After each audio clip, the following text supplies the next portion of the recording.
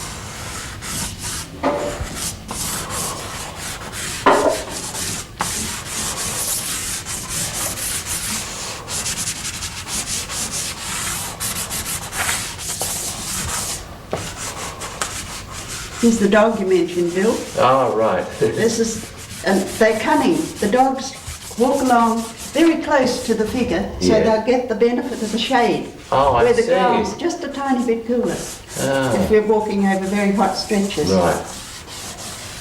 Actually, you make it look so easy, Elizabeth. It's deceptive.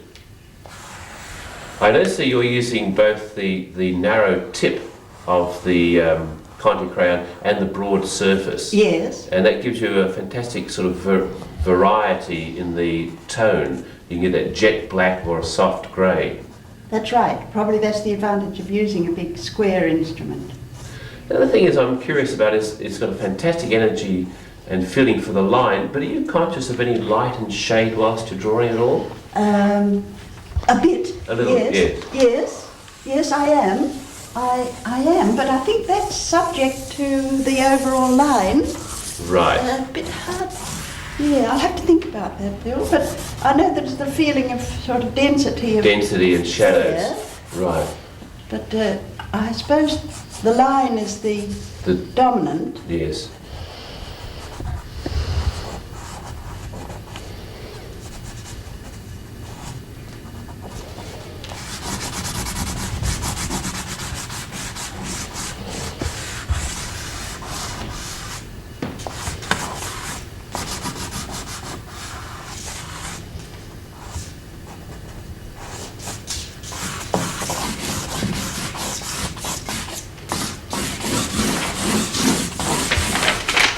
In some ways, I wonder if Europeans, in their figures and facial expressions, have the same sort of quality or that the Aborigines have, whereas you seem to be very happy and familiar drawing the Aborigines. They've got a lovely loose style of walking, and I'm wondering if that's just particular to the Aborigines, or could you do that with any human being?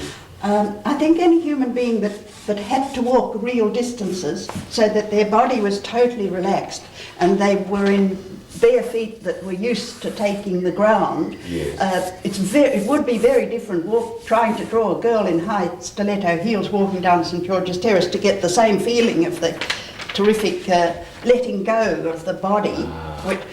And one has to do that oneself. If you're walking, you've got to be terribly comfortable as regards your feet, and to be sort of naturally good at walking, I think. Some people are, some people don't seem to be able to walk at all. I notice. Right. And then you've got to carry that into when you're doing a drawing, finishing it.